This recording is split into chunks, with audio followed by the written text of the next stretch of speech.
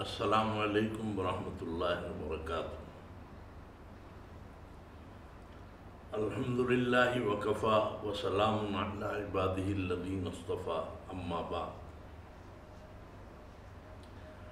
حضرت مولانا اشرف علی تھانوی نور اللہ مرقدہ کے ملفوظات پیش کرنے کی سعادت اللہ نے مجھے دے رکھی ہے، بزرگوں کی توجہات سے، دعاؤں سے۔ میں تحدیث بن نعمت کے طور پہ تمہید میں یہ بات عرض کروں گا کہ میں تو ابھی طفل مکتب ہوں اور میرے تو اساتذہ بھی حیات ہیں، حضرت مولانا محمد تقی عثمانی صاحب دامت برکاتہم، حضرت مولانا مفتی محمد رفیع عثمانی صاحب دامت برکاتہم، اور بھی بہت سے حضرات انتقال فرما گئے۔ بہرحال تو میں تو کبھی سوچ بھی نہیں سکتا کہ میرے پاس کوئی علمیت یا کوئی اتنی معلومات، لیکن میرے والد محترم کے ساتھ جو میرا وقت گزرا، جو میں نے ان کی تقریریں سنی اور باتیں سنی، تقریباً ایسی 7 8 9 سال کا عرصہ ہے، اس میں بہت سی چیزیں پھر وقت اور زمانے کے ساتھ بھی 40 سال مجھے ہو گئے محراب و منبر پہ خطابت کرتے ہوئے، تو اس میں بہت سی چیزیں الحمدللہ ایسی شامل ہو گئیں کہ میں جب مولانا اشرف علی تھانوی کا ملفوظ پڑھتا ہوں جو 4 5 سطر میں ہوتا ہے، جو کوئی زیادہ لمبا چوڑا نہیں ہوتا، لیکن اس کو پڑھنے کے بعد میرا ذہن کھلتا چلا جاتا ہے اور بہت سی باتیں میری زبان پہ آ جاتی ہیں، تو وہ میں سمجھتا ہوں کہ بڑے فائدے کی چیز ہے۔ بس یہی میرے لیے ثواب جاریہ ہوگا، نجات کا سامان ہوگا، صدقہ جاریہ ہوگا۔ تو خیر، اب اس وقت میں ایک مولانا اشرف علی تھانوی رحمۃ اللہ علیہ کا ایک ملفوظ سنا رہا ہوں۔ ملفوظ میں کبھی کبھی ایسا ہوتا ہے، یہ لکھا ہے، زیادہ تر یہی لکھا ہے کہ فرمایا فرمایا فرمایا۔ اس کا مطلب یہ ہے کہ باتیں ہو رہی تھیں، اسی میں حضرت تھانوی نے یہ بات بھی فرما دی۔ کہیں کہیں یہ ہے کہ کسی نے سوال کیا تو سوال کے جواب میں فرمایا، کہیں کسی نے کسی قسم کی گویا کوئی جیسے کہتے ہیں کہ اپنی کوئی خواہش کا اظہار کیا یا کوئی درخواست کی، تو اس کے جواب میں حضرت تھانوی نے فرمایا۔ تو آج کا ملفوظ ایسا ہی ہے۔ کسی صاحب نے لکھا، یعنی حضرت کے پاس خطوط بھی آتے تھے، کسی صاحب نے لکھا، دعا فرمائیے میرا لڑکا حافظ ہو جاوے۔ یہ ہو جاوے جو ہے اس زمانے کا یہی انداز تھا بولنے کا، میرا لڑکا حافظ ہو جائے۔ ذہن بہت خراب ہے، یعنی اس کا ذہن کمزور ہے، دماغ کمزور ہے، حافظہ کمزور ہے، جو یاد کرتا ہے بھول جاتا ہے۔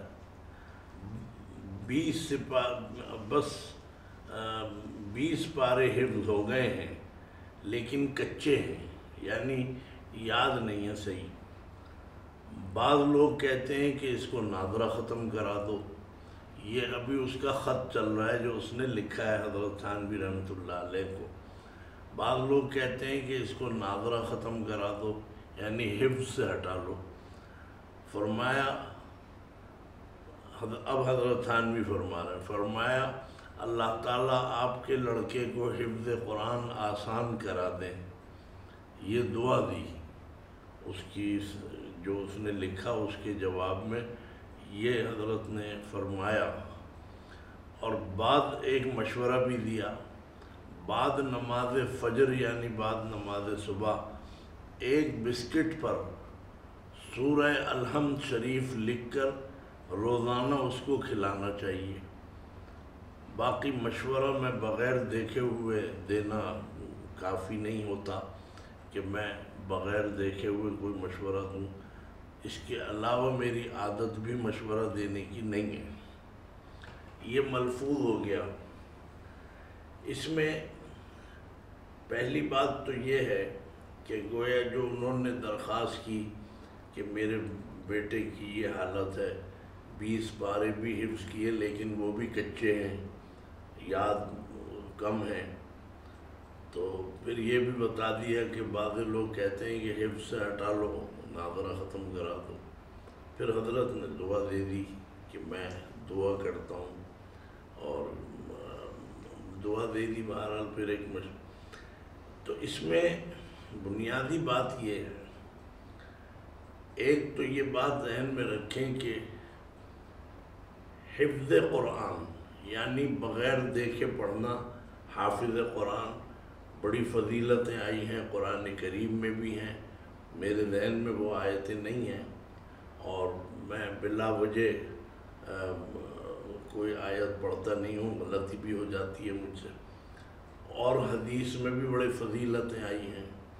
یہ تو بڑی عام اور تام ہے، لوگوں کو پتہ ہے کہ حافظ قرآن جو ہوتا ہے، جو بھی بچہ اور بچی، اس کے ماں باپ کو اللہ تعالیٰ حدیث میں ہے کہ تاج پہنائیں گے جو سورج اور چاند کی روشنی بھی ماند پڑے گی ان کے سامنے، اور یہ ہوگا، اور 10 ایسے افراد کو جن پر جہنم کا فیصلہ ہو چکا ہوگا، تو ان کی حفاظت کر لے گا، ان کی سفارش کرے گا حافظ قرآن، اور یہ کہے گا کہ اے اللہ اگر آپ میرے کہنے سے اسے بخش دیں اور اسے جہنم سے بچا لیں، تو یہ حافظ قرآن کا ایک بہت اونچا درجہ اور مقام ہے۔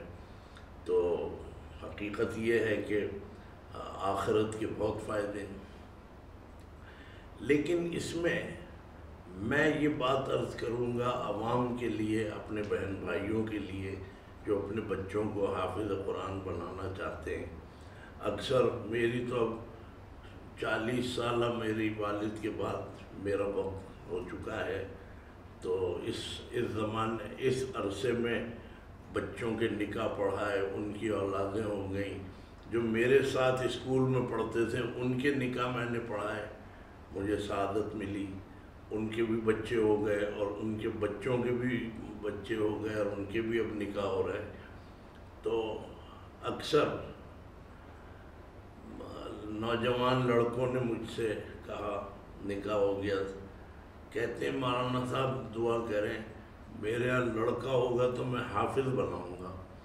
ان کے ذہن میں بیچاروں کے یہ بھی ہوتا ہے کہ چلو مولانا صاحب خوش ہو جائیں گے سن کے۔ تو جب بچے کی ولادت ہونے لگتی ہے، 1 ڈیڑھ سال جب بھی، اور پھر معلوم ہوا لڑکا ہو گیا، اب بھول جاتے ہیں۔ جو مجھ سے کہا تھا کہ لڑکا ہوگا تو میں حافظ بناؤں گا، اب بھول گئے، کانوینٹ اسکول میں اور پتہ نہیں کس میں ڈالتے ہیں۔ تو خیر میں تو یاد دہانی نہیں کراتا کسی کو۔ میرا مطلب یہ ہے کہ یہ جو ایک جذبہ اور جوش پیدا ہوتا ہے ہر ایک میں کہ ہم بچے، بیٹا ہوگا تو میں حافظ بناؤں گا، بھائی بہت اچھا بات ہے، بہت اچھا جذبہ ہے، پھر یاد بھی تو رکھو اس چیز کو کہ بھئی ہاں بیٹے کو حافظ بنانا ہے۔ دوسری چیز یہ ہے، ماں اور باپ دونوں کی مرضی ہوتی ہے تو بچہ جلدی حفظ قرآن کر لیتا ہے، دونوں تعاون کرتے ہیں۔ اگر ماں ایسی ہے، عام طور پہ مائیں ایسی ہوتی نہیں ہیں کہ وہ بچے کے حفظ میں دلچسپی نہ لیں، اسکول میں اور اس میں مونٹیسری میں ان چیزوں میں لگ جائیں، تو لڑکا نہیں، بچہ نہیں حفظ کر سکتا، یا ماں تو چاہتی ہے کہ بیٹا حافظ ہو جائے۔ ایسے بہت کیسز ہمارے سامنے صبح شام آتے ہیں، باپ حق میں نہیں ہے، تو اس اختلاف کی نظر میں بھی بعض اوقات بچہ نہیں پڑھ پاتا۔ دوسرے یہ ہے کہ اگر بچہ، اس کا رجحان نہیں ہے حفظ قرآن کی طرف، اسے یاد نہیں ہو رہا، وہ نہیں چل رہا اس طرف، تو آپ بھی کیوں یہ قسم کھائے بیٹھے ہیں کہ ہم بھی اسے حافظ بنا کے چھوڑیں گے؟ یہ غلط ہے۔ جبراً اور زبردستی اگر کسی کو حافظ بنایا تو لامحالہ یہ اس طریقے پہ گویا پھر اپنا خمار نکالے گا کہ پھر یہ بھول جائے گا کیونکہ وہ تھا ہی نہیں حفظ کے حق میں اور اس کا مزاج ہی نہیں تھا، تو اس لیے بچوں پر جبر نہیں کرنا چاہیے۔ اگر وہ شوق سے پڑھ رہا ہے اور واقعی اس کی اچھی حالت ہے پڑھنے میں تو آپ پڑھائیں، دعا بھی کریں، سب کچھ کریں۔ پھر یہ کہ حفظ قرآن، حافظ قرآن بنانا فرض اور واجب نہیں ہے۔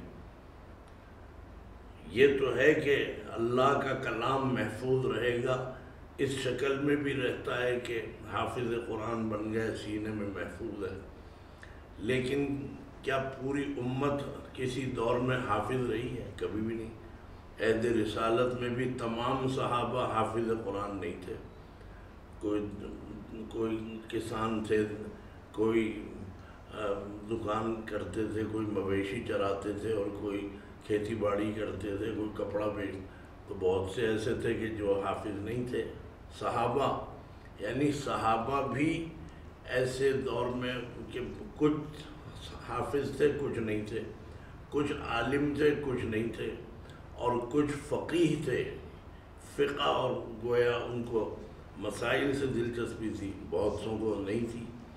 تو ہر دور میں عہد رسالت میں بھی، صحابہ میں بھی، پوری جماعت صحابہ حافظ قرآن نہیں تھی۔ یہ میری اپنی معلومات ہے، باقی اگر میں غلطی پر ہوں تو کوئی صاحب میری اصلاح کر۔ تو اس زمانے میں بھی کوئی یہ چاہے کہ بس میں جو ہوں حافظ بنا کے چھوڑوں گا، اور یہ غلط ہے۔ اگر اس کا رجحان نہیں ہے تو اسے ناظرے ہی پہ لگانا چاہیے۔ ناظرہ پڑھانا جو ہے یہ لازمی اور واجب اور ضروری ہے۔ یہ ہے فرض کہ آپ بچے کو اور بیٹی کو اور بیٹے کو ناظرہ قرآن تو پڑھوا دیں۔ میرے والد محترم نے ایک مرتبہ ویسے ایک بات فرمائی تھی تذکرتاً، فرمایا کہ بھائی بچوں کو اس لیے بھی ناظرہ قرآن پڑھا دیا کرو، کل جب تم دنیا سے جاؤ گے، ماں جائے گی، باپ جائے گا، تو یہ تمہیں 2 آیتیں 4 آیتیں پڑھ کے تو بخش سکیں۔ تو حفظ قرآن کے چکر میں انہیں یہ نہیں ہے کہ دل اچاٹ کروا دو اور وہ بھاگ جائیں رسی توڑا کے، ایسے ہوئے ہیں۔ لہذا بچے کا رجحان، بچے کا اگر کچھ اس طرف رجحان ہے تب تو آپ اسے حافظ بنائیں، زبردستی نہ کریں۔ ہاں اگر کوئی اس کا کوئی تدبیر کرنی ہے، بھائی بادام کھلاؤ اور کوئی مغزیات کھلاؤ، اس کا ذہن جو ہے اور زیادہ تیز ہو جائے، دعا وغیرہ تو ہوتی ہے، تو اس میں تو کوئی حرج نہیں ہے۔ لیکن مار کے اور اس کو ڈنڈا ڈولی کر کے لے جانا، اس سے کرانے کا عام طور پہ فائدہ ہے۔ دوسرے یہ ہے کہ میں اپنے تجربے سے کہہ رہا ہوں کہ اسکول چھڑوا کے حافظ قرآن بنانا یہ بھی کوئی دانش مندی نہیں ہے۔ بھائی اسکول بھی پڑھواؤ اور حفظ قرآن بھی کراؤ۔ الحمدللہ ویسے مدرسے بن گئے ہیں کہ جہاں اسکول کا بھی وہ تھوڑا بہت رکھتے ہیں اور حفظ قرآن بھی۔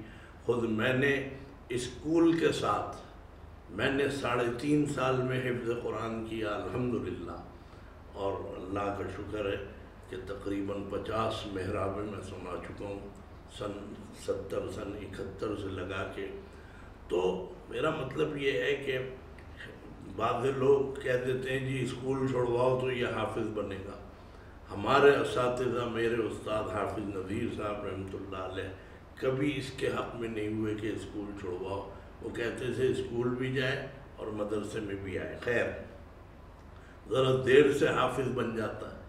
تو اس لیے اگر اسکول بھی چھڑوانا ہے تو تھوڑے عرصے کے لیے چھڑوائیں، اسے صبح شام حفظ کروائیں، پھر اسکول کا بھی اس کا۔ تو بس میں یہ بتانا چاہتا ہوں کہ حافظ قرآن بنانا بہت بڑی سعادت ہے، بچے کے لیے بھی، آپ کے لیے بھی۔ لیکن اس سعادت کو کھینچ تان کے اور ادھر ادھر سے اس کو حاصل کرنا، ایسا کوئی فضیلت اللہ نے نہیں رکھی ہے کہ آپ جو ہے جیسے کسی کی قبر پہ طے کر کے آئیں، معاہدہ کر کے کسی حافظ بنانا ہے، تو نہیں ہو رہا تو نہیں۔ لیکن ہاں ناظرہ قرآن تو پڑھائیں۔ ناظرے کے معنی ہے نظر سے دیکھ کے، آنکھوں سے دیکھ کے پڑھنے والا، اس قابل تو کریں۔ تو حفظ کے چکر میں کہیں ناظرہ بھی نہ رہ جائے تو یہ بات ذہن میں رکھیں۔ بہرحال حضرت تھانوی رحمۃ اللہ علیہ نے ان کے بچے کا حال سنا تو فرمایا بھائی میں دعا کرتا ہوں اللہ تعالیٰ حفظ قرآن آسان کر دے۔ ایک مشورہ دیا ہے، میں سمجھتا ہوں اس مشورے میں بڑی برکت ہوگی، اور فرمایا کہ فجر کی نماز کے بعد ایک بسکٹ پر، اس زمانے میں بھی بسکٹ ہوں گے بلکہ انگریز کا دور تھا تو اچھی چیزیں ملتی تھیں، اب تو ایک زمانے میں لوگ کہتے تھے کہ چائے پینی ہے تو اسٹیشن پہ چلو، اسٹیشن کی چائے بڑی اچھی ہوتی تھی، اور اب تو 5 اسٹار ہوٹلوں میں بھی چائے اچھی نہیں ملتی۔ تو حضرت نے فرمایا کہ فجر کے بعد ایک بسکٹ کے اوپر سورہ الحمد شریف یعنی سورہ فاتحہ پوری لکھو اور اسے بچے کو کھلا دو کہ لو بھی بسکٹ کھا لو، تو وہ کھا لے گا۔ تو فرمایا اس سے بھی امید ہے کہ اس کا حافظہ تیز ہو جائے گا۔ باقی یہ کہ حضرت ثانوی فرماتے ہیں اب اس میں میرے پاس کوئی مشورہ وغیرہ دینے کو نہیں ہے، تو لوگ اس میں بھی تعویذ کے پیچھے لگ جاتے ہیں کہ حافظہ تیز ہو جائے، یہ تیز ہو جائے۔ ہوں گے عمل، ایسے عملیات کرنے والے بتائیں گے، لیکن تدبیر بھی کریں، پڑھ کے دم بھی کریں، دعائیں بھی کریں اور محنت بھی کریں۔ ایک بچے کے حفظ قرآن میں صرف استاد کا ہی حصہ نہیں ہوتا، ماں اور باپ کی بھی کوششیں، اور بڑا بھائی چھوڑنے جا رہا ہے، کہیں چچا چھوڑنے آ رہے ہیں، کہیں ماموں چھوڑنے آ رہے ہیں، تو سب کا ایک پیچھے ایک فوج ظفر موج ہوتی ہے ایک بچہ، تب جا کے حافظ قرآن بنتا ہے۔ پھر ایک بات کہہ کے میں ختم کروں گا اس ملفوظ کی برکت سے، حفظ قرآن تو کرا دیا، ماں باپ یہ سمجھتے ہیں بس اب حافظ ہو گیا، مٹھائی بھی تقسیم ہو گئی اور دعا بھی ہو گئی، یہ بھی ہو گیا، بس وہ سمجھتے ہیں کہ اب یہ نعوذ باللہ وہ عوامی جملہ ہے کہ بھئی اب یہ ہیڈک ختم ہو گئی، یہ درد سری، نعوذ باللہ سوچ یہی ہے کہ اب اس کا حفظ ہو گیا۔ یہ پتہ نہیں کہ حافظ قرآن بنانے کے بعد ذمہ داری بڑھ جاتی ہے۔ وہ جو ایک مشہور ہے ایک شعر کہ وہ جو ہے کہ مکتب عشق کا دستور نرالا دیکھا، اس کو چھٹی نہ ملی جس نے سبق یاد کیا۔ ہوتا تو یہ ہے کہ جس نے سبق یاد کر لیا اچھا بھائی جاؤ چھٹی۔ حفظ قرآن وہ سبق ہے کہ جو حافظ قرآن بن گیا بس اب ساری عمر کے لیے اس کی چھٹی ختم۔ اب جب تک حافظ نہیں بنا تھا تو اس پر واجب نہیں تھا حفظ کرنا، لیکن جب حافظ بن گیا ماں باپ کو بھی چاہیے کہ بچے کی عمر کو دیکھتے ہوئے اس کو ایسا ماحول فراہم کریں، ٹی وی اور بیکار کی چیزوں میں اس کو نہ لگائیں اور اس کے اوپر سے توجہ نہ ہٹائیں، گھیر گھار کے اس کو مدرسے بھیجتے رہیں تاکہ وہ پکا ہو جائے، اور کوئی بھی تدبیر کریں، لیکن یہ ہے کہ پیچھے اس کے لگے رہیں، تب جا کے اس کا حفظ جو ہے کامیاب رہے گا۔ آگے اسے خود پتہ چل جائے گا کہ اللہ نے کتنی بڑی دولت مجھے دی ہے، تو بچہ پھر خود اس کی حفاظت۔ آج میرے والد والدین تھوڑی ہیں جو یہ کہیں کہ بھئی دیکھنا، تو اس لیے حفظ قرآن کے بعد ذمہ داری بڑھ جاتی ہے۔ حفظ قرآن آسان ہے اور قرآن کا محفوظ رکھنا جو ہے یہ ساری عمر کا وظیفہ ہے۔ دعا کیجئے اللہ تعالی ہم سب کو عمل کی بھی توفیق عطا فرمائے اور بچوں کو حافظ قرآن بنائے۔ لیکن حضرت حکیم الامت مولانا اشرف علی تھانوی کی یہ بات کسی کو اچھی لگے یا نہ لگے، وہ اس کے حق میں نہیں ہوتے تھے کہ لڑکیوں کو حافظ قرآن بنایا جائے۔ حافظۃ القرآن لڑکیاں عام طور پہ ان کو پھر بعد میں چل کے مسائل اور پریشانیاں ہوتی ہیں، تو حضرت تھانوی کے زمانے کی جو خواتین تھیں جس میں میری والدہ بھی شامل تھیں، میری والدہ کی 4 بہنیں بھی، کوئی بھی حافظ قرآن نہیں تھی، تو اس زمانے میں رواج نہیں تھا۔